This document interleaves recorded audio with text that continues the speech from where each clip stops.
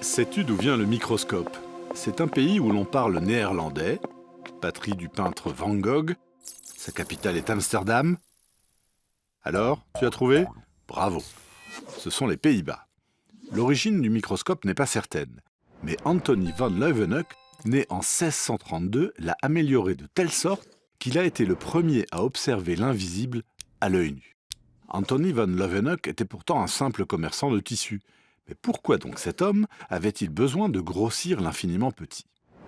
Curieux et minutieux, il voulait compter les fils de ses étoffes et s'assurer de leur qualité. Il utilisa d'abord des éclats de diamant, puis des morceaux de verre poli.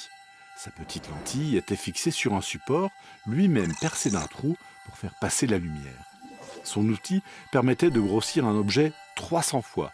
C'est beaucoup moins qu'aujourd'hui, puisque le microscope le plus puissant grossit près d'1 million de fois. Mais pour l'époque, notre commerçant ne déméritait pas. Et puis, notre homme était curieux.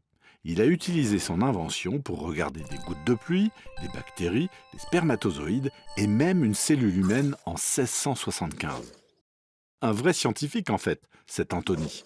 D'ailleurs, il eut son heure de gloire en réalisant quelques observations en présence de médecins, savants et même quelques rois de l'époque. Apparemment, il avait trouvé la manière d'intéresser les plus grands à l'infiniment petit.